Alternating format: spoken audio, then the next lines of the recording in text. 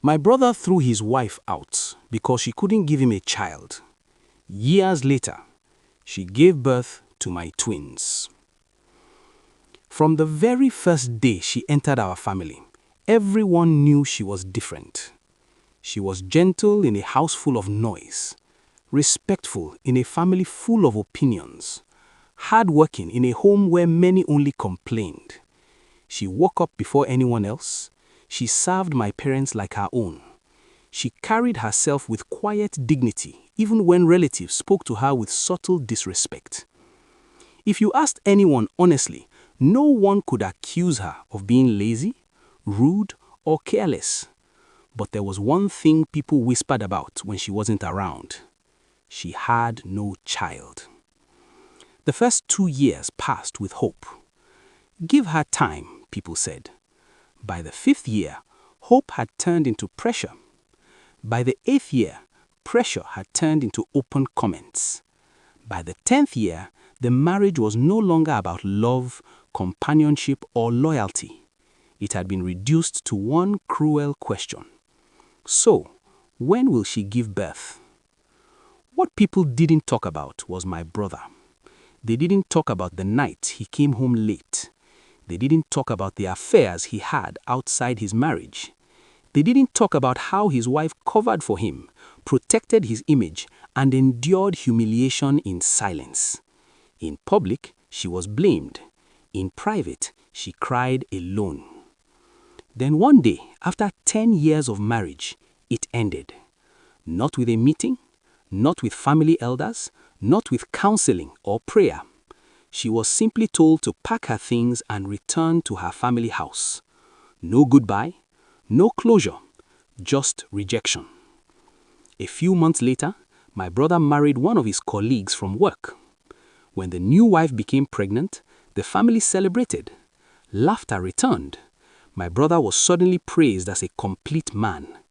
And the woman who had given 10 years of her life to our family, she disappeared from our conversations like she never existed.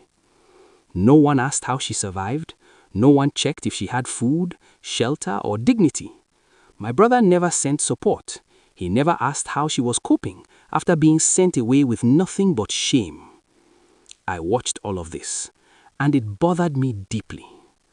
Out of simple human concern, I began to ask about her condition through her mother. That's how we started speaking again.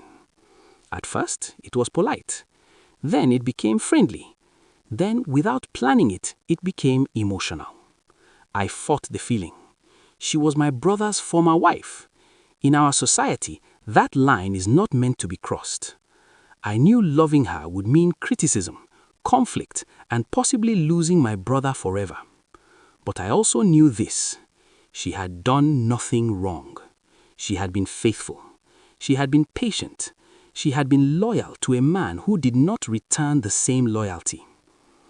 2 years after she left my brother's house, I told her how I felt. She was afraid. She reminded me of my family, of the gossip, of the problems it would bring into my life. But I reminded her of something even more important, that she deserved love without conditions, that she deserved peace, that she deserved a home where her value was not measured by her womb. When I told my family I wanted to marry her, the reaction was fire.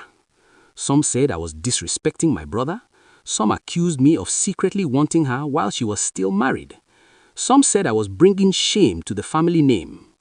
In the middle of the chaos, my mother stood up. She reminded everyone how well this woman had served our family.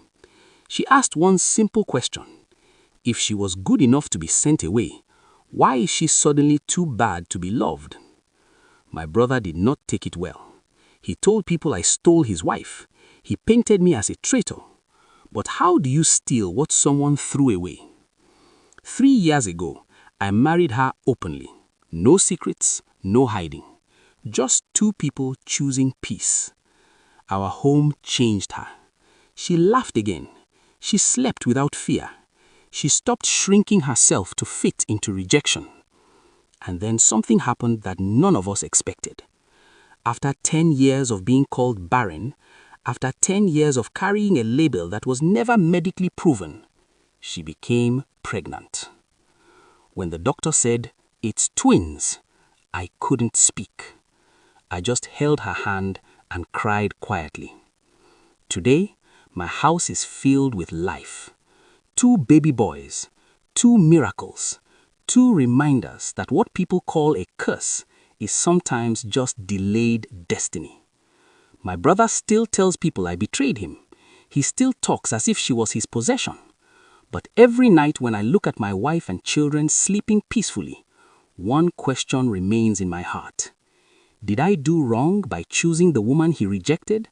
Or is my only offense loving what he failed to value?